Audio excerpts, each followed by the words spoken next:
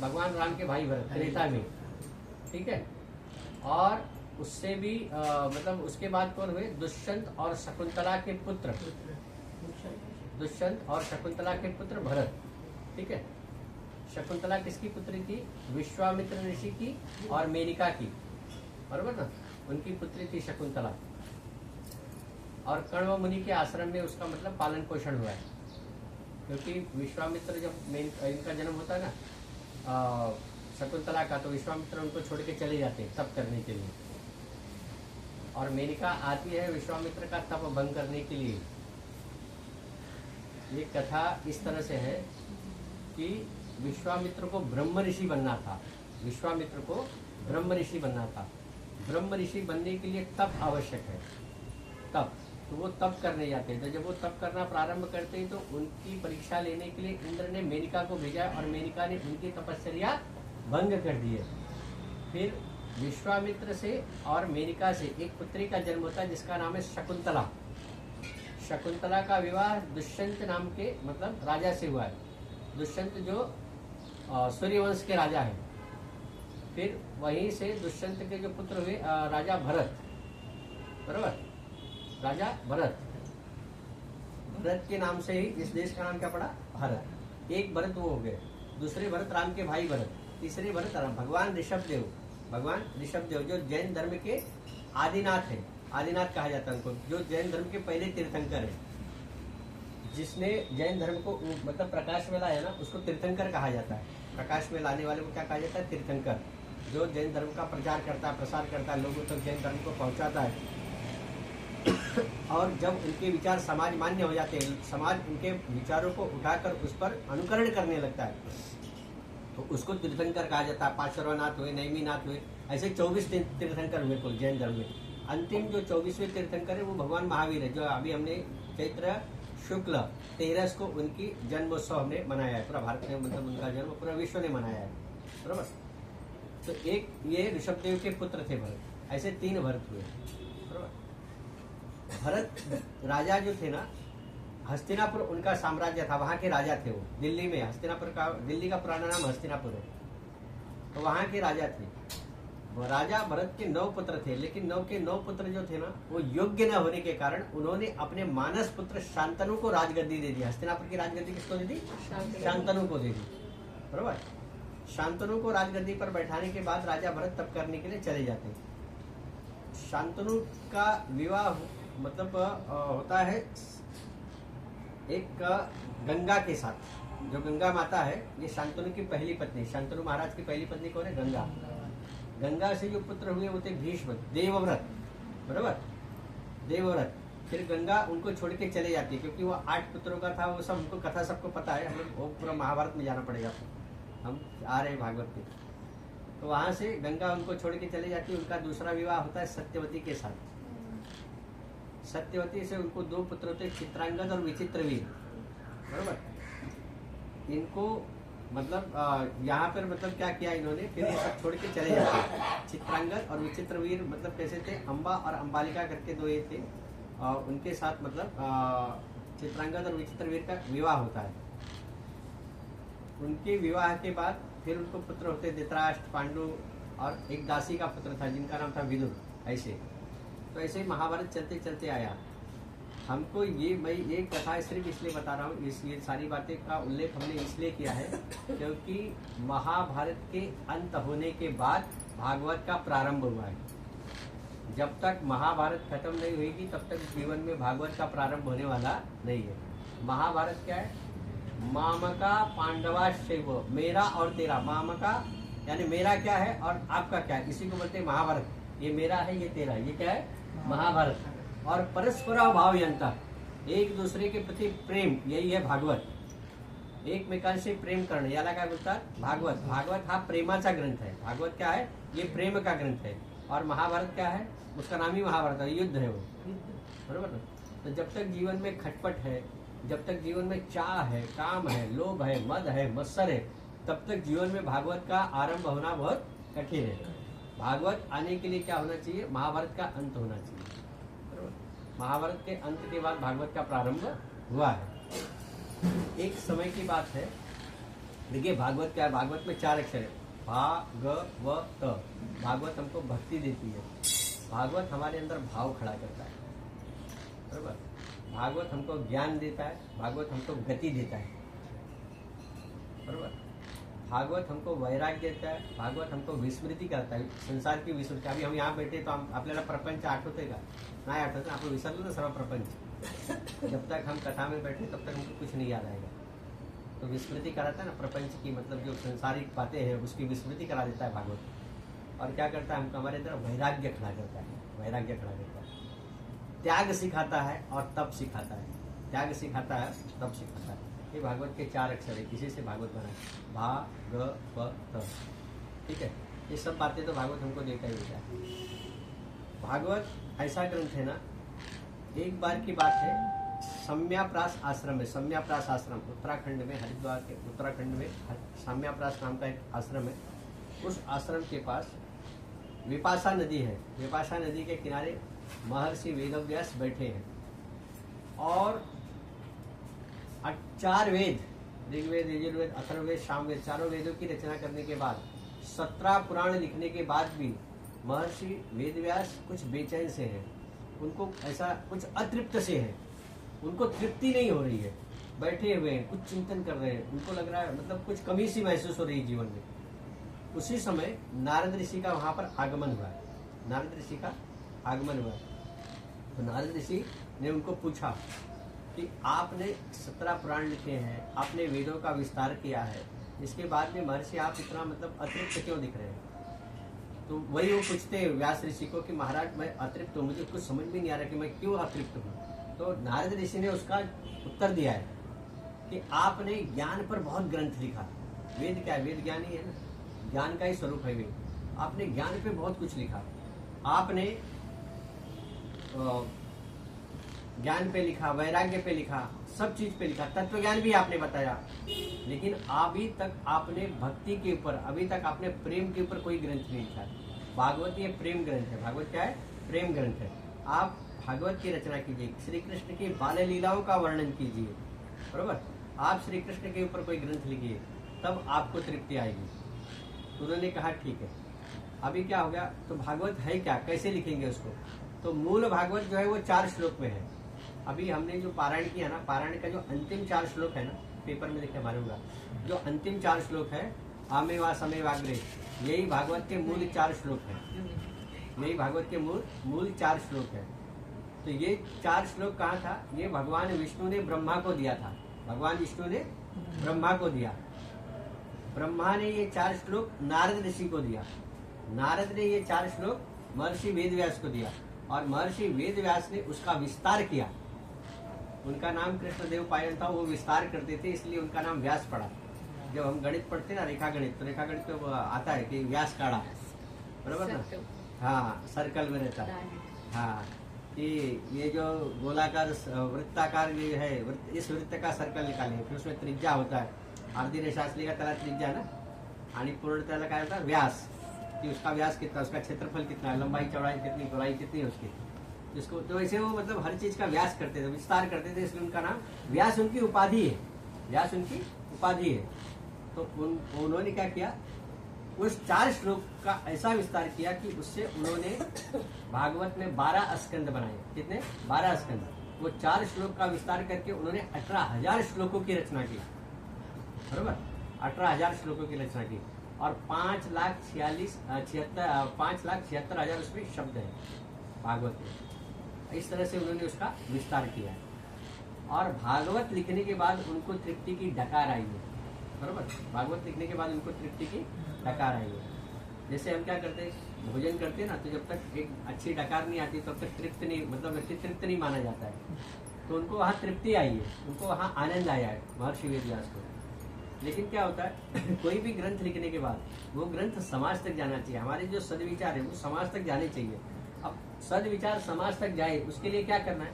तो उसके लिए कोई योग्य वक्ता चाहिए, योग्य वक्ता चाहिए। योग्य वक्ता, वक्ता किसको बोलते हैं? जो अपने वक्तव्य को वक्त के रहते हुए अभिव्यक्त कर देता है, उसी को बोलते हैं वक्ता।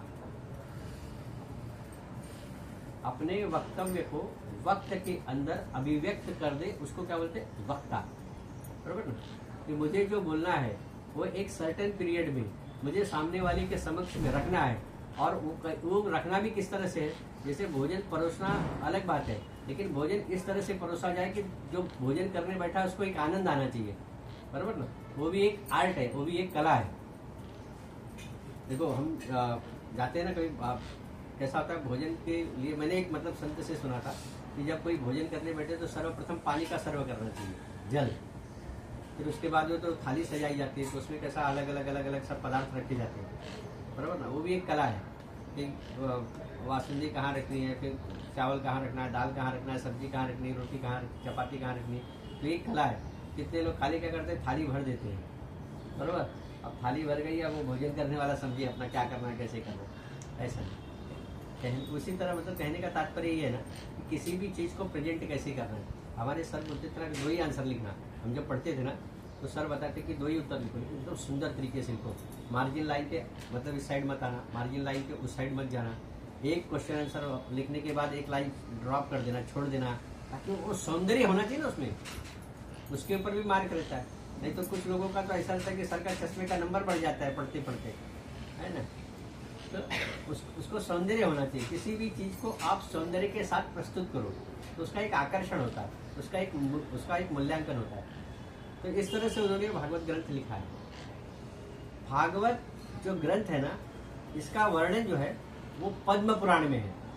भागवत रचने के पहले पद्म पुराण नाम का एक ग्रंथ है, उस ग्रंथ में 6 अध्यायों में भागवत की महिमा गाई गई है, बराबर।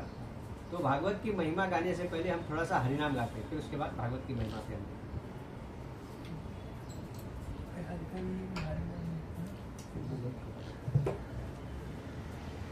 श्री राम जय जय राम, श्री राम जय जय राम, श्री राम जय जय राम, श्री राम जय जय राम, श्री राम जय जय राम, श्री राम जय जय राम, श्री राम जय जय राम, श्री राम जय जय राम, श्री राम जय जय राम, श्री राम जय जय राम, श्री राम जय जय राम, श्री राम जय जय राम। बोलो कृष्ण कन्हैया लाल की। सावरी सूरत पे मोहन दिल दीवाना हो गया, सावरी सूरत पे मोहन दिल दीवाना हो गया, दिल दीवाना हो गया, मेरा दिल दीवाना हो गया, दिल दीवाना हो गया, मेरा दिल दीवाना हो गया, सावरी सूरत पे मोहन दिल दीवाना हो गया, सावरी सूरत पे मोहन दिल दीवाना हो गया। एक तो तेरे नैन दिखे, दूसरा काजल लगा, एक तो तेरे नैन दिखे, दूसरा काजल लगा, तीसरा नजरे मिलाना, दिल दीवाना हो गया, सावरी सूरत पे मोहन दिल दीवाना हो गया। एक तो तेरे होठ पतले, दूसरा लाली लगी, एक तो तेरे होठ पतले, दूसरा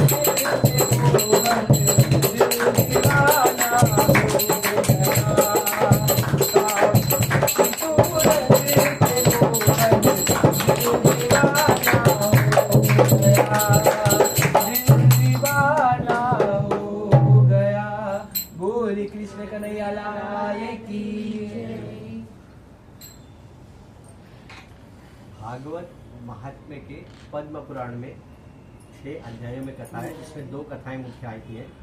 उन 2 कथाओं से भागवत का महात्म्य समझाया गया। अब भागवत का महात्म्य समझाने के लिए 2 कथाएं क्यों आई है? क्योंकि संसार में 2 प्रकार के भक्त होते हैं। एक होता है सकाम भक्त। सकाम भक्त उसको कहा जाता है जो कुछ इच्छा लेकर भगवान की पूजा करता है, जो कुछ मतलब मन में कुछ संकल्प होता है परमात्मा मेरा ये कार्य हो जाए, बराबर। कुछ न कुछ उसकी अभिलाषा होती है, कुछ न कुछ उसकी इच्छा होती है कि वो पूर्ण प्राप्ति के लिए वो भगवान की कथा करता है, भगवान की पूजा करता है, अर्चना करता है, वंदना करता है। और एक निष्काम भक्त होते हैं जो सिर्फ जगत कल्याण के लिए भगवान का काम करते हैं। उनकी अपनी कोई इच्छा, निज इच्छा कुछ नहीं होती। जैसे संत तुलसीदास थे ना, तो उनको पूछा गया कि आप इतनी खटपट क्यों करते हो, क्यों दिन भर जब देखो तब राम राम राम राम जाप करते हो, राम का नाम लेते हो, भगवान का मतलब ग्रंथ लिखते हो। तो उन्होंने कहा स्वांत्याय सुखाय तुलसी रघुनाथ गाथा, भगवान में खाली अपने मन को आनंद देने के लिए करता हूँ, बाकी मुझे कुछ चाहिए कुछ नहीं। ऋषि साधु संत महात्मा ये जगत कल्याण के लिए घूमते रहते हैं, इनका निजी कुछ नहीं होता, इनको अपने लिए कोई बंगला कोठी कार नहीं लेना है, इनके पास कोई मतलब नहीं, इनको पद की इच्छा है, न प्रतिष्ठा की इच्छा है, न पैसे की इच्छा है, सिर्फ क्या कि जगत का कल्याण कैसे होगा उसके लिए ये संसार का कार्य करते रहते हैं। तो ऐसे 2 तरह के लोग होते हैं। एक संसारी होता है। संसारी वो है जो सकाम भक्त है। हम लोग गृहस्थ है ना, हम सकाम भक्त है, और सकाम भक्ति होनी चाहिए, बराबर ना। हमको भगवान ने बच्चे दिए हैं, परिवार दिया है, माता दी है, पिता दिए हैं, बराबर ना। तो इनकी देख रेख के लिए हमको धन की आवश्यकता है। गृहस्थी बिना धन की कैसे चलेगी? तो हम अगर सकाम भक्ति करते तो ईश्वर को अच्छी लगती है। और साधु जो है वो निष्काम भक्त होना चाहिए, बराबर ना। साधु को संग्रह करने के लिए मनाही की गई है। तो इस तरह से 2 तरह के भक्त मतलब संसार में पाए जाते हैं, एक सकाम भक्त और एक निष्काम भक्त। तो पहली कथा है, आंध्र प्रदेश में एक नदी है जिसका नाम है तुंगभद्रा नदी। तुंगभद्रा नदी के किनारे आत्मदेव नाम के एक ब्राह्मण रहते थे, बहुत ही प्रकांड विद्वान, कर्मकांड में सिद्धि प्राप्त किए हुए, कहीं भी मतलब कोई भी कार्य करते थे तो वो कार्य सिद्ध होता था। सारे ग्रंथ उनको कंठस्थ थे, पूजा पाठ करते थे, विधि करते थे, और इसी से उनका घर जो है वो चलता था। हर तरह की सुख था, संपन्नता थी। कुटिया थी, कुटिया के अगल बगल पेड़ थे, उनके मतलब परिसर में ही एक कुआं था, बहुत बढ़िया मतलब जीवन चल रहा था। गौशाला थी, गाय थी उसमें, सब अच्छा जीवन चल रहा था। जीवन में दुख सिर्फ एक था, क्या कि पुत्र नहीं था। पुत्र न होने का आत्मदेव ब्राह्मण के जीवन में दुख था। एक दिन क्या हुआ, आत्मदेव ब्राह्मण जो है वो सोचते कि मतलब मैं इतना भगवान की पूजा पाठ करता हूँ, सब कुछ करता हूँ, तो शास्त्र कहता है ना कि अपुत्रस्य गतिर् नास्ति, अपुत्रस्य गतिर् नास्ति। जिसके पास पुत्र नहीं है ना उसको सदगति नहीं होती है, बराबर।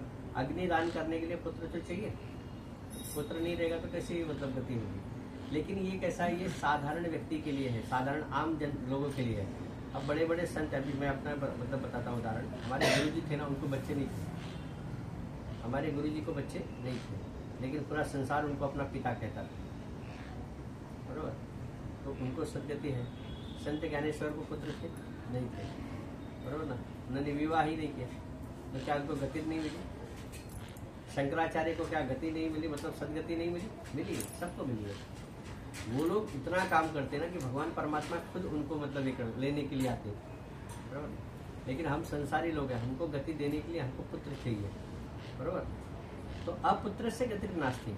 तो एक दिन आत्मदेव को ग्लानि होती है कि अरे मैं इतना भगवान का पूजा पाठ करता हूँ, सब करता हूँ, सारी संपन्नता है मेरे पास, लेकिन पुत्र नहीं है। तो पुत्र के वियोग के दुख से वो इतने दुखी हो गए ना कि वो जाते हैं वन में, और वन में जाकर मतलब आत्महत्या करने का विचार आता है उनके मन में कि मैं आत्महत्या कर लूँगा, ऐसे जी के भी क्या करूँ कि पुत्र है ही नहीं, आगे चल के मेरी जो भी मेरी संपत्ति है वो कौन संभालेगा, या मेरे मतलब मुझे अग्निदान कौन देगा, या मेरा पिंडदान कौन करेगा मेरे लिए, कोई है ही नहीं।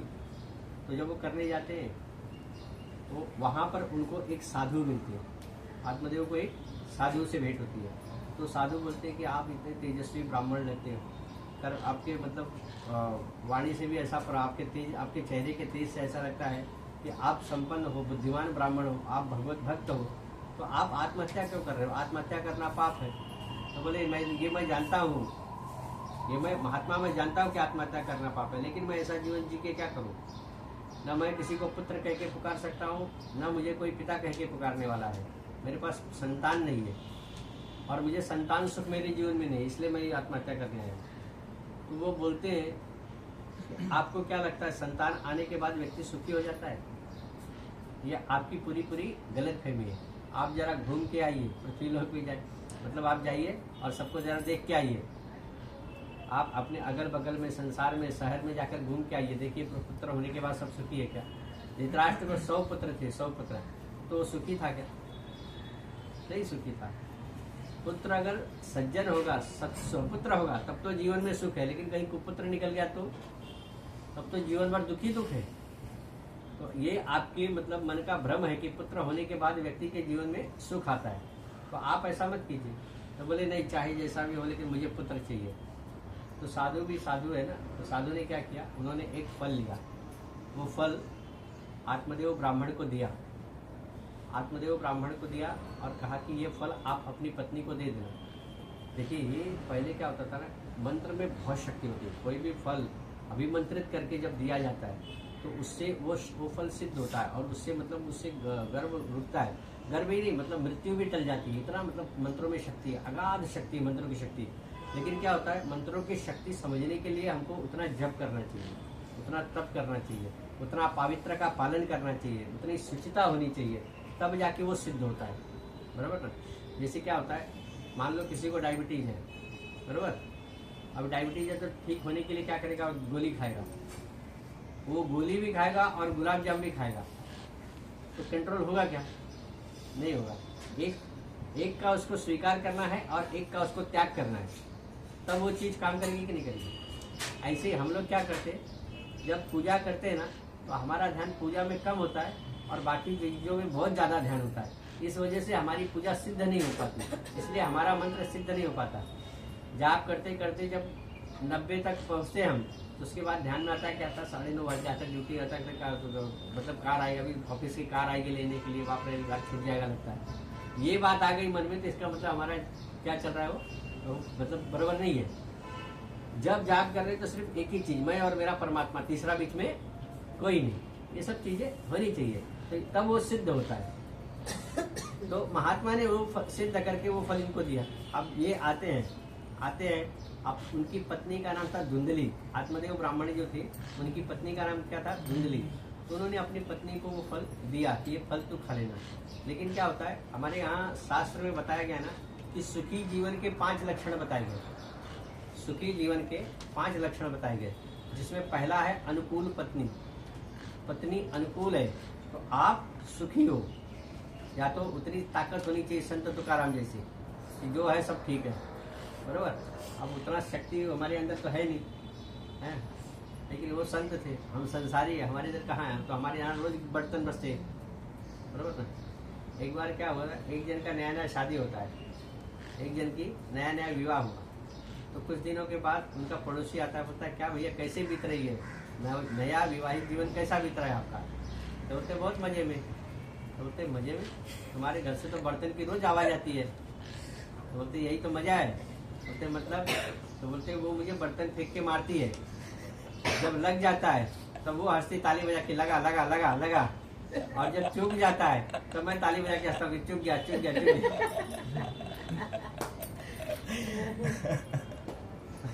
इस तरह से मतलब उनका वैवाहिक जीवन, कहने का मतलब सबसे पहला लक्षण क्या बताया गया, अनुकूल पत्नी। पत्नी अनुकूल होनी चाहिए।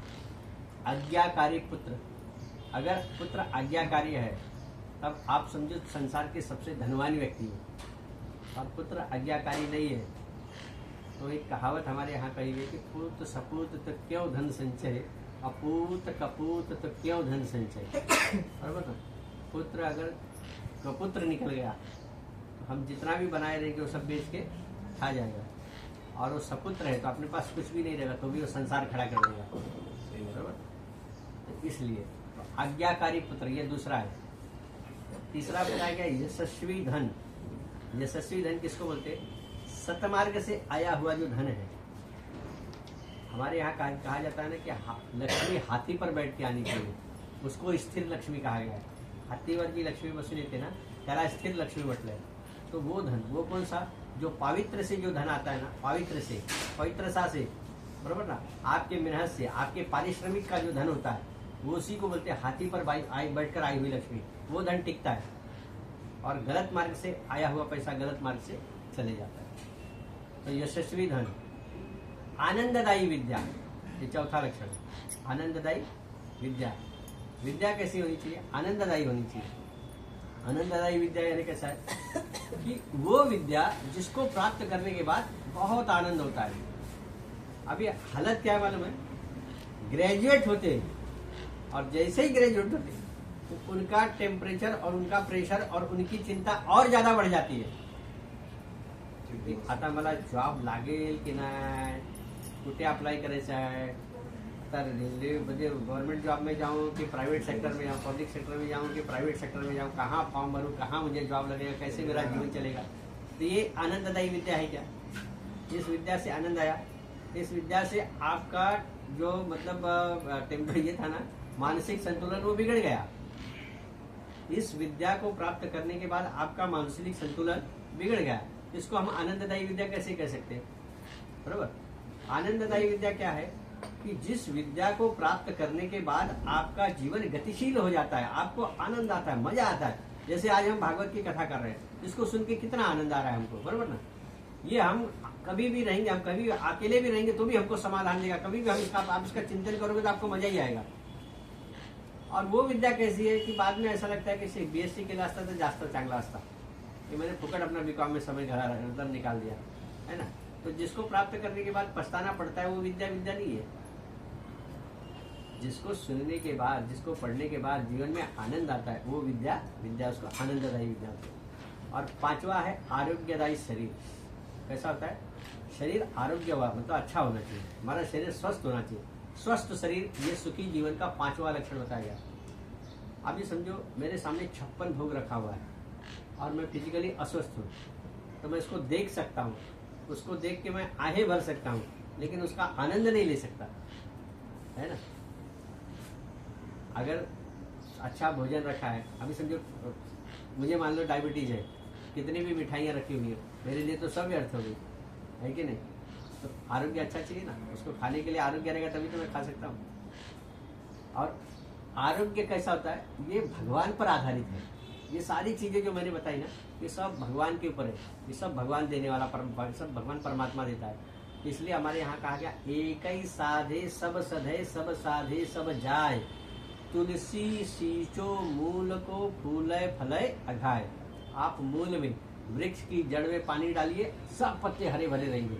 आप फवारा लेके पूरा सब पत्ते को पानी मारते रहोगे ना तो जड़ से नीचे सूखते रहेगा और एक दिन वो वृक्ष गिर जाएगा।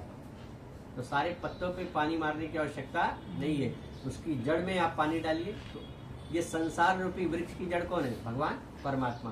तो भगवान परमात्मा को जल का अभिषेक कीजिए, दूध का अभिषेक कीजिए, आपके घर में सारे पत्ते मतलब सारे जितनी भी बातें सब हरे भरे रहेंगे, सारा वातावरण कैसा रहेगा? खुशनुमा रहेगा, पवित्र रहेगा, आनंददायी रहेगा। और हम क्या करते हैं? वो सब छोड़ के वो सबको सुखी करने के चक्कर में पड़ेंगे, बरोबर। तो ये क्या करते आते, अभी धुंधली से मतलब कैसी थी? प्रतिकूल पत्नी थी, मतलब आत्मदेव बोलते थे कि एक लोटा जल दो, तो वो लोटा फेंक के मारने वाली पत्नी थी, बरोबर। इसका नाम था धुंधली। तो धुंधली को जब आत्मदेव आते हैं और वो फल देते हैं, बोलते हैं कि ये फल आप खा लेना, इससे गर्भ रह जाएगा और हमको पुत्र प्राप्त होगा। तो धुंधली बोलती ठीक है। तो धुंधली को बोले कि स्वामी यहाँ रख देती हूँ, बाद में देखती हूँ, बाद में खा लूंगी। तो रख देती है। तो बिल्कुल बोले कोई बात नहीं, चलो बाद में खा लेना, तेरी अभी इच्छा नहीं, लेकिन बाद में खा लेना ध्यान से। तो बोलते ठीक है। इतने में उसकी एक सहेली आती है, उसी गाँव में उसकी एक सहेली रहती थी। वो सहेली आ जाती है, तो वो सहेली बोलती है कि ये कैसा फल रखा है? तो बोलते हैं कि अरे मेरे पति पता नहीं कहाँ से लेके आए, इनको भी कुछ समझता नहीं है। बोलते इसको खाएगी तो गर्भ रह जाएगा। तो सहेली इसको अक्कल देती, पागल है क्या, तेरा पूरा सौंदर्य नष्ट हो जाएगा। पुत्र जन्म के बाद स्त्री का सौंदर्य नष्ट हो जाता है, बरोबर। उसका कोई मतलब सौंदर्य नहीं रहता, फिर तुझे वेदना कितनी होगी, तुझे मतलब पेट बड़ा हो जाएगा, फिर तुझे उसके साथ तकलीफ सहते सहते जीवन मतलब महीना बिताना पड़ेगा, हर महीने कितने गर्भ का दुख सहन करना पड़ेगा, बच्चे को प्रसूति की जो व्यथा है, दुख है, वो सहन करना पड़ेगा, फिर वो बच्चे का लालन पालन करना पड़ेगा। तेरे जीवन का जो सौंदर्य है, तेरे जीवन का जो सुख है, सब खत्म हो जाएगा। तो कितना कष्ट है।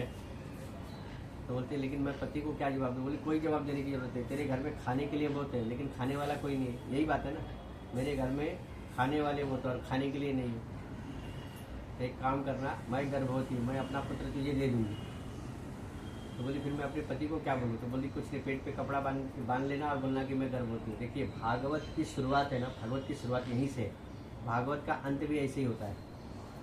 भगवान कृष्ण और जामवंती का पुत्र जो था, जामवंती का पुत्र, बराबर ना, उसने क्या किया, लास्ट में पेट पे कपड़ा बांधा, दुर्वासा ऋषि के पास गया।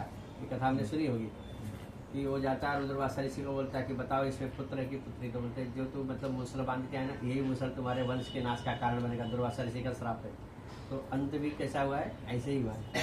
और प्रारंभ भी कैसे हुआ है? ऐसे ही हुआ है भागवत का। ठीक है। तो ये क्या करती है, मतलब कपड़ा बांध के मतलब जीवन बिताती है। और वो जो फल था उसने उनके गाँव मतलब गौशाले में एक गाय थी, गाय को खिला दिया। बराबर। धीरे धीरे 9 मास बीतता है। एक दिन क्या होता है, पंडित जी कहीं पूजा के लिए गए थे, ये आए, पंडित जी आए तो इसने अपने सहेली के बच्चे को दिखा दिया कि मुझे मतलब भगवान ने अपने को बेटा दे दिया, देखो हो गया। तो पंडित जी भी कुछ मतलब प्रसन्न हो गए। तो पंडित जी बोले कि चलो इसका नामकरण करते हैं।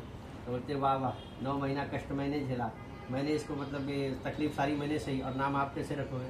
तो बोले तब, तो बोलते नाम इसका मैं ही रखूँगी। तो बोलते क्या? तो बोलते मेरा नाम धुंधली है तो इसका नाम मैं धुंधकारी रखूँगी। मेरा नाम धुंधली है और मैं इसका नाम क्या रखूँगी?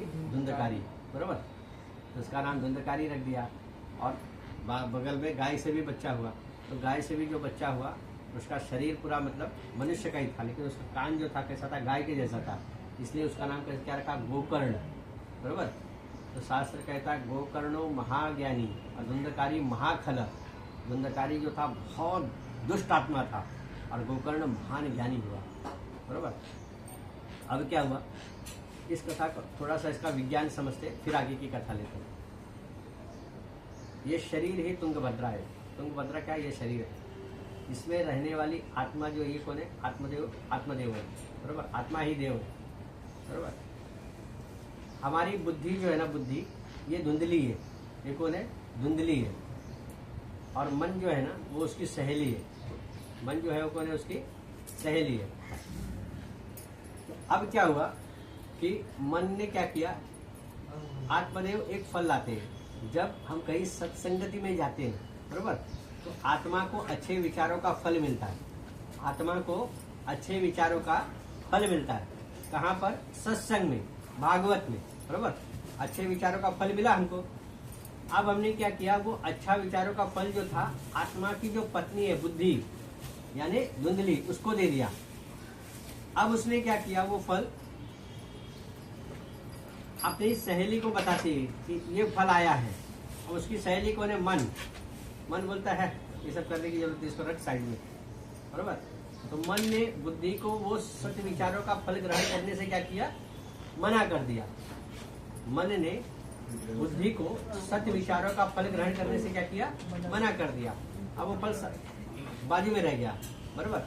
अब उस फल को जो उस फल का भक्षण करेगा उसके यहाँ ज्ञानी पुत्र प्राप्त होगा। बुद्धि ने क्या किया, मन को जो पुत्र होता है, मन कैसा है, मन चंचल है।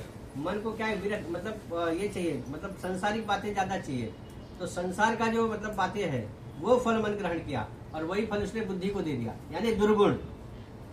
यानी दुर्गुण मन ने क्या किया, दुर्गुणों का स्वीकार किया, वही दुर्गुण बुद्धि को दिया। बुद्धि उसको सहजता से स्वीकार करती है और इस तरह से आत्मदेव का जो परिवार है ये पूरा क्या होता है, पूरा खत्म हो जाता है। बरोबर ना? समझ में आया? मतलब हो रहा नहीं क्लियर? हाँ। तो आत्मा जो है वो फल संत के पास से लाया। उसने बुद्धि को फल खिलाना चाहा, लेकिन बुद्धि ने उसका स्वीकार नहीं किया। उसने मन से सलाह मशविरा किया, मन ने उस फल को खाने के लिए मना कर दिया। हमारा ऐसे ही होता है, जब हम कभी मंदिर में जाते हैं, कुछ अच्छा सत्संग सुनते हैं, कुछ अच्छी बातें करते हैं, बरोबर, तो आत्मा एकदम प्रसन्न हो जाती है। ऐसा लगता है कितना आज मेरा जीवन धन्य हो गया। अब वो क्या करते, हम वो बातें अपनी बुद्धि तक पहुंचाते कि आज से इसका अनुकरण करेंगे। बुद्धि बोलती रुको जरा, स्टॉप, बरोबर, थोड़ा वेट घेऊया, बरोबर, थोड़ा समय लेती है बुद्धि, बोलती मन से सलाह मशविरा करना। मन बोलता है अरे ये ब्राह्मण लोग हैं, इनका यही काम है, ये कथा सुनाने के लिए ही बैठे, इनके चक्कर में किधर पड़े हो, बाहर आओ, बाहर देखो कितना आनंद है। बरोबर। तो उन्होंने क्या किया, उस बुद्धि को लेके बाहर चले गया। मन बाहर देखा, बाहर स्टॉल अच्छे अच्छे लगे थे, सब खाना पीने की व्यवस्था थी, मतलब सब एंजॉयमेंट। बरोबर। तो बुद्धि बोलती हाँ तू ही सही बोल रही है। तो बुद्धि ने क्या किया, आत्मा का साथ न पकड़कर, आत्मा की बात न मानकर मन के साथ चले गए। बरोबर। तो इस तरह से क्या होता है, सब बिगड़ता है। इस तरह से वातावरण और गृहस्थी क्या होती है, बिगड़ती है। अब क्या हुआ, गोकर्ण क्या था, सद्विचारों का फल था। तो सद्विचारों का फल का परिणाम क्या होता है, अच्छा ही होगा, बराबर ना। अच्छे विचारों का परिणाम क्या होता है, अच्छा होता है। और दुष्ट दुर्गुणों का विचार, दुर्गुण जो रूपी जो विचार है उसका परिणाम क्या होगा, खराब ही होगा। तो धुंधकारी कैसा था, मतलब पंडित जी जो भी मतलब लाते थे पूजा पाठ करके, ये सब जाके रोज मतलब अय्यासी में मतलब खराब खत्म कर देता था धन। धीरे धीरे ऐसे चलते चलते उसको क्या हुआ, हर तरह का व्यसन लगना चालू हुआ। फिर थोड़ा बड़ा हुआ तो इसको 5 वैश्याओं का मतलब साथ मिला, ये वैश्याओं के साथ रहने लगा। तो उसके बाद क्या हुआ, रोज रोज पैसा लाने लगा। एक दिन पंडित जी को पता चला कि ये तो ऐसा कर रहा है, तो वो गोकर्ण को कहते हैं कि तेरा बड़ा भाई तो बहुत बदमाश है, मैं जो मतलब पूजा पाठ करके जो धन लाता हूँ ये उसको ले जाकर वैश्याओं में मिली मतलब बांट देता है। तो पिता गोकर्ण बता, देखो पिताजी आपकी अवस्था भी हो चुकी है, बराबर, पुत्र मोह को छोड़ दो। अब आपकी जो चौथापन चल रहा है, अब आपको तप करना चाहिए। पुत्र मोह को छोड़कर आप तप कीजिए, पूजा पाठ कीजिए, उसमें अपना मन लगाइए। इससे कुछ होने वाला नहीं है, ये संसार है, हर व्यक्ति अपने अनुसार ही जिएगा। तो आत्मदेव ब्राह्मण को गोकर्ण की बात बहुत भाती है, और आत्मदेव ब्राह्मण ने क्या किया, गृहस्थी छोड़ के चले गए। एक दिन क्या हुआ, गोकर्ण की माँ जो थी, सॉरी धुंधकारी की माँ जो धुंधली थी, उसने अपनी माँ को मार डाला। बोला मेरी माँ जो है ना बहुत खटपट खटपट करती रहती घर में, अपनी माँ को मार डाला। माँ को मार दिया, पिताजी चले गए, बचा कौन, ये धुंधकारी। धुंधकारी बोला कि रोज रोज मैं वहाँ जाऊँ पाँचों मतलब इसके पास, इससे अच्छा उनको ही अपने घर पे बुला लेता हूँ, बराबर। अब उनको ही अपने घर पे उसने बुला लिया, पाँचों को। उन पाँचों को बुलाने के बाद क्या किया धुंधकारी, कि अब पिताजी का रखा हुआ धन, अब कमाने वाला तो कोई है नहीं घर में, ये कमाता नहीं, इसको खाली पैसा खर्चा करने का ही मालूम है। अब पिताजी का जब धन संपन्न खत्म हो गया तो इसने क्या किया, अब कैसे उनकी इच्छाएं पूरी करें, तो इसने चोरी करना चालू किया। तो एक दिन चोरी किया, 2 दिन चोरी किया, एक दिन इसने क्या किया, उस राज्य के राजा के इधर चोरी कर लिया। राजा के इधर चोरी करके बहुत सारा धन लेके आया, बराबर। वैश्याओं ने देखा कि ये इतना पागल हो चुका है हम लोग के मतलब इसमें, कि आज इसने राजा के यहाँ चोरी की है, राजा के सैनिक उसको ढूंढते ढूंढते यहाँ आएंगे तो इसके साथ हमको भी सजा मिलेगी। एक काम करते हैं, हम पाँचों मिलकर इसको ही मार डालते हैं, है ना, नहीं ये रहेगा ना, मतलब हमारी तक बात आएगी। उन पाँचों ने उसको खाट से बांधा और उसको मार दिया, ठीक है। अब ये क्या है कि रूप, रस, गंध, बराबर ना, ये जो 5 बातें हैं, काम, क्रोध, रूप, रस, गंध और स्पर्श, और एक और है, ऐसे 5 मतलब जो तत्व हैं, बराबर। मनुष्य की 5 जो हमारी ज्ञानेंद्रियां हैं, 5 हमारी क्या है, ज्ञानेंद्रियां, यही क्या है मतलब वैशाएं हैं। ये हमको क्या करती है, इनको मतलब आदत लग जाता है। जैसे जीव को क्या है, रस का आदत है, रस का, इसको हमेशा चटपटा खाने को चाहिए। हम घर से खाना खा के नीचे जाते हैं और पानी पूरी की गाड़ी लेके तो फिर खाना चालू कर देते हैं, इसको रस चाहिए, मतलब बराबर। कहीं भी मतलब हमारा कंट्रोल नहीं है। एकादशी का व्रत रहेगा और कहीं बाई चांस किसी ने शादी में न्योता दे दिया तो पूरा दिन हम पछताते रहते हैं, बाप रे बाप आज कैसे एकादशी कर लिया हमने, ये तो बहुत बड़ी गलती हो गई। आपको ये रस है, रस का प्रभाव, रसना बोलते हैं संस्कृत में, जीव को रसना बोलते हैं, बरोबर। आपल्याला किती दुःख होत त्या दिवशी, का आजचा उपास सोडला असता तर बरं झाला असता, पुढच्या एकादशी धरली असती, है ना। ये रस का प्रभाव है, इसने हमको ऐसे पागल किया, बरोबर। एक होता है भौरा, एक होता भौरा। भौरा रूप के पीछे पागल है, रूप के पीछे। वो दिया पतंगा बोलते हैं, पतंगा, उसको पतंगा मालूम है, उसको मतलब इसमें हिंदी में पतंगा बोलते हैं। वो दिए की जो लौ होती है, लौ, उसको ये मालूम होता है कि मैं यहाँ जाऊंगा तो जल जाऊंगा, खत्म हो जाऊंगा, मेरा अस्तित्व ही खत्म है। लेकिन वो रूप के पीछे इतना पागल है कि उसमें जाता है, उसमें जलकर खत्म हो जाता है। ये तो पतंगे की हालत है, ये हमारा सबका यही हालत है, बराबर। तो ये रूप हो गया, रस, रूप, और उसके बाद आता है स्पर्श। स्पर्श में आप हम लोग पढ़ेंगे ना, तो आप डिस्कवरी देखोगे ना, डिस्कवरी पे दिखाया है हाथी को कैसे पकड़ते हैं। हाथी को संसार का सबसे कामी प्राणी जो है वो हाथी को माना गया है। तो हाथीला कसं पकडतात, तिकडे एक झाड़ असतो, तो थोड़ी दूर पे जंगल में एक झाड़ होता है, वो झाड़ के पास वो लोग एक नकली हथनी बांधते हैं, फीमेल एलिफेंट को बांधते हैं उधर, बराबर। उसके थोड़ा दूर पहले क्या करते, एक बड़ा खड्डा करते, वो खड्डे के ऊपर पतली पतली सीख की मतलब ये बनाते हैं, मतलब पतला पतला जो सीख आता है ना, उसका ये चादर टाइप का बनाते हैं, उसके ऊपर घास डाल देते हैं, बरोबर, और उसको कवर कर देते। और हाथी जब उसको देखता है दूर से तो उसको लगता है कि वो मतलब यही है, और उसके मतलब इसमें इतना कामांध हो जाता है ना, वो फिर दौड़ के आता है और खड्डे में गिरता है, और इस तरह से उसको पकड़ लिया जाता है। इसको बोलते हैं स्पर्श सुख, स्पर्श का सुख, बरोबर ना। तो रूप है, रस है, गंध है।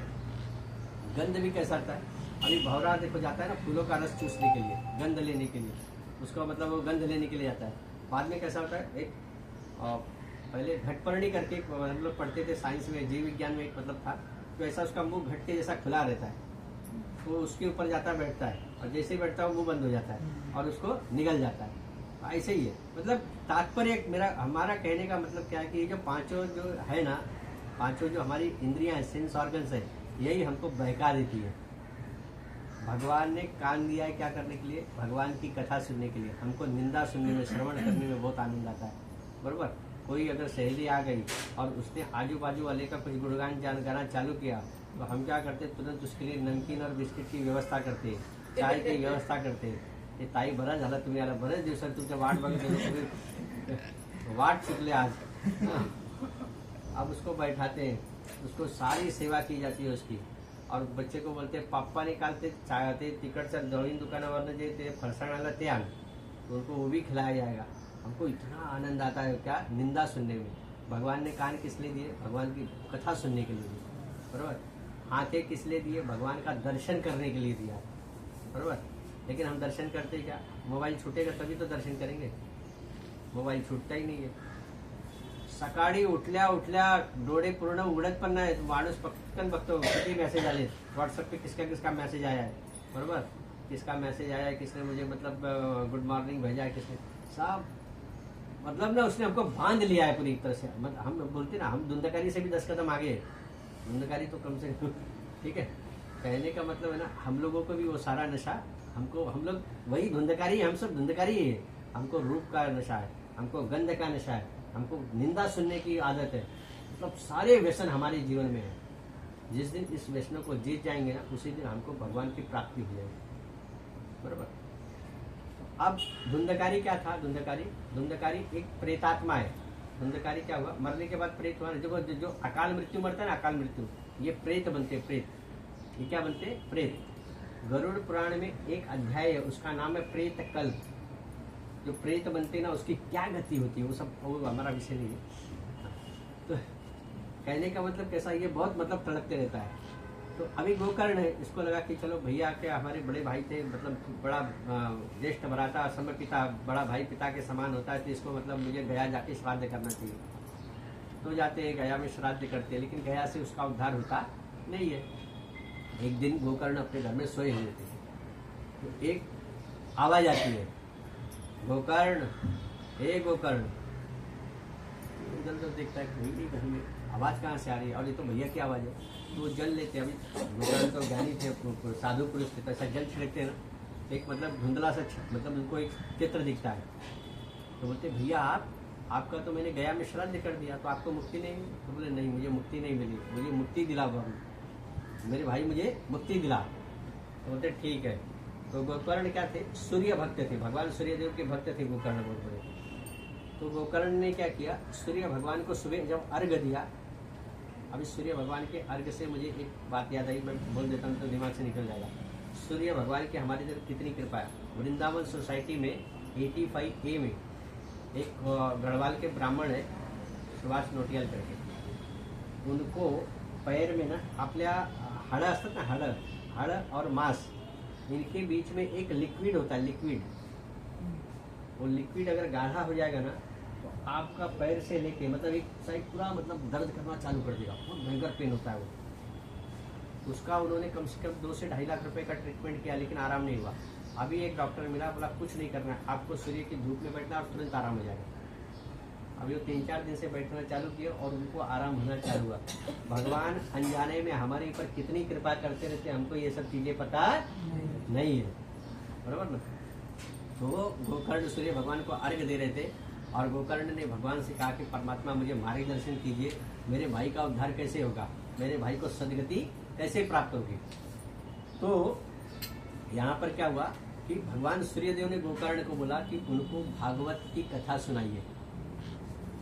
धुंधकारी को भागवत की कथा सुनाइए, भागवत कथा का आयोजन कीजिए, तो धुंधकारी को मुक्ति मिल जाएगी। ठीक है। तो गोकर्ण ने क्या किया, एक मतलब टेंट लगवाया, चारों बाजू ऐसे खंबे लगवाए। पहले जमाने में बांस होता था, बांस, अभी सब लोखंड आ गया। पहले बांस होता था तो जगह जगह पे गाड़ा गया, मंडप बनाया गया, पोथी लाई गई, पोथी रखी गई, फिर भागवत कथा का प्रारंभ हुआ। और भागवत कथा का प्रारंभ हुआ तो अभी भूत तो भूत है ना, भूत मतलब वायु, भूत यानी वायु का स्वरूप होता है। देखो भूत होता है कि नहीं होता है, कितने लोग को ऐसा डाउट है कि भूत नहीं होता है? होता है। अगर नहीं होता तो हनुमान चालीसा में क्यों लिखा होता कि भूत पिशाच निकट नहीं आवे महावीर जब लिखा है? तुलसीदास जी तो है कि नहीं है? अच्छा, उससे भी बड़ा प्रमाण देता हूँ। तुलसीदास को, आपने तुलसीदास जी का आत्मचरित्र पढ़ा होगा तो उसमें दिया है कि तुलसीदास जी को हनुमान तक पहुंचाने वाला भूत ही था। बरोबर ना? तो क्या होता था, सुबह शौच को जाते थे, तो शौच से जब आते थे ना तो लोटे में जो जल भरा रहता था वो एक आम का वृक्ष था, उसी वृक्ष पे डाल देते थे रोज ही। तो वृक्ष एक दिन बड़ा हो गया। तो ये एक दिन क्या हुआ कि इनको ऐसा लगा कि मतलब मुझे भगवान का दर्शन करना चाहिए, तुलसीदास जी को। तो वो प्रेत बोला ना कि आपने मुझे मतलब ये दिया, मुक्ति दी, आपने मुझे बड़ा किया, आपने मुझे जल पियाला, आपने मेरी प्यास बुझाई है ना, तो मैं आपकी प्यास बुझाऊंगा। ये भूत बोलता है तुलसीदास जी को कि जैसे आपने मेरी प्यास बुझाया, आप रोज मुझे जल पिलाते थे, तो अभी मैं आपकी प्यास बुझाऊंगा। उन्होंने क्या किया, इनको बताया, एड्रेस बताया, एड्रेस कि तुमको भगवान कहाँ मिलेंगे। बोले कि आप चित्रकूट में जाइए, तो वहाँ पर एक मंदिर में कथा हो रही है, वहाँ हनुमान जी रोज आते हैं, आप हनुमान जी को जाकर मिल लीजिए। तो बोलते मैं हनुमान जी को कैसे पहचानूंगा? तो बोले बूढ़े हैं। अब तुलसीदास आते हैं, तुलसीदास जी आए, कथा में बैठे, कथा पूरी हुई, अब वहाँ बहुत बूढ़े आए, अब उसमें कौन सा बूढ़ा हनुमान जी, कैसे पता चलेगा?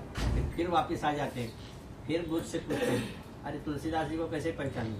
तो बोलते हैं हाँ ये बात भी सही है, आपने पूरा पूछा नहीं और मैंने भी पूरा बताया नहीं। कथा में जो सबसे पहले आता है और जो सबसे अंत में जाएगा वही हनुमान जी रहेंगे। अब तुलसीदास जी और एक साइड, दूसरे दिन ये बहुत जल्दी पहुंचते हैं, इनसे भी पहले एक बूढ़ा आके बैठा था, तो इनको डाउट होता लगता है यही है, क्योंकि अभी तक कोई नहीं आया है।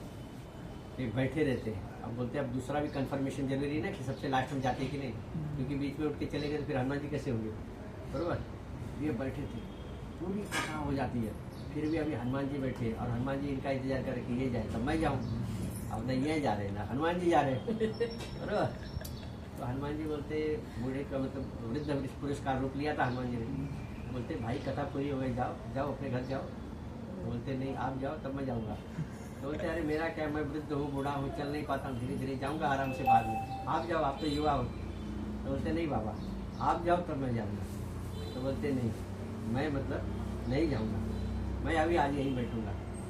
तो बोलते भाई क्या इच्छा है, क्या चाहिए? तो बोलते आप हनुमान जी। बोलते हैं बरोबर। ये भाई इसलिए बताया कि भूत होता है, बरोबर। भूत पिशाच ऐसे बहुत सारी उनके प्रकार हैं। हाँ 36 प्रकार के भूत के ये हैं। तंत्र विज्ञान करके एक पुस्तक है, जो झाड़ फूक करते हैं ना उसका, तो उसमें दिया 36 प्रकार होते हैं इनके। चांडाल होते, भूत होते, पिशाच होते, चुड़ैल होती, सब वो जान दो। ऐसे अलग अलग प्रकार है कहने का मतलब उनके। हाँ तो ऐसे 36 प्रकार है उनके, 36 प्रकार। नहीं क्या लोग बोलते कि इनको नजर लगी है, कोई बोलता है इसको टोना लगा है, कोई बोलता है इसको भूत ने पकड़ा है, कोई बोलता है इसके ऊपर चुड़ैल ग्रसित है, सब अलग अलग, पिशाच ने पकड़ा, सब अलग अलग प्रकार है मतलब उनके। तो ये कैसा था, ये वायु रूप में था। धुंधकारी क्या था, वायु रूप में था। आया इधर उधर देखा, कहीं बैठने को जगह नहीं मिल रही, थोड़ा देर इधर बैठता है, फिर थोड़ा देर उधर बैठता है। इसलिए हमारे इधर कभी कभी हम लोग कथा में मस्ती में बोल देते कि जो एक जगह नहीं बैठता धुंधकारी है। तो फिर क्या करता है, धुंधकारी इधर उधर देखता है, कहीं उसको प्रॉपर जगह नहीं मिलती, तो बांस था, बांस, वो बांस के अंदर चले जाता है। अब धुंधकारी इतना तल्लीन होकर भगवान की कथा सुनता है कि जैसे जैसे कथा होती है ना, वैसे वैसे उस बांस की एक एक गांठ टूटते चली जाती है। उस बांस की एक एक गांठ जो है वो टूटते जाती है। तो पहले दिन की कथा हुई, एक गांठ फूटी, दूसरे दिन की कथा हुई, एक गांठ फूटी, तीसरे दिन की कथा होती, फिर एक गांठ फूटती, चौथे दिन की कथा होती, फिर एक, ऐसे 7वें दिन जब पूर्णाहुति होती है ना, पूर्णाहुति, तो पूर्णाहुति के दिन उस बांस की 7 गांठें क्या होती है, फूट जाती है। और धुंधकारी को लेने के लिए पुष्पक विमान आता है, बरोबर। भगवान का विमान आया लेने के लिए। अब वहां जो बाकी लोग बैठ के कथा सुन रहे थे वो बोलते कि कथा हम सब ने सुनी, कथा सुनने के लिए तो हम सब आए थे, अब विमान खाली गोकर्ण को धुंधकारी को क्यों ले जा रहे हैं? गोकर्ण भैया ये तो गलत है, न्याय तो एक जैसा होना चाहिए। तो गोकर्ण भी पूछते भगवान को कि ऐसा कैसे, कथा तो सब सुन रहे, तो बोलते सब खाली कथा सुनने के लिए कथा सुन रहे, लेकिन गोकर्ण अपने उद्धार के लिए कथा सुन रहा था, बरोबर। तो इसलिए धुंधकारी को मतलब ये लेके गया, धुंधकारी अपने उद्धार के लिए कथा सुन रहा था, इसलिए धुंधकारी को विमान लेके गया। बाकी का खाली मतलब आपने बुलाया है इसलिए आकर कथा सुन रहे, उनका निजी कोई संकल्प नहीं, निजी कोई इच्छा नहीं है। तो फिर से कथा का आयोजन हुआ, फिर से सबको मतलब गति सदगति मिली। ऐसा भागवत की मतलब पद्म पुराण में भागवत महात्म्य की पहली कथा है। ठीक है, अब थोड़ा सा हरिनाम गाएंगे फिर आगे की कथा है।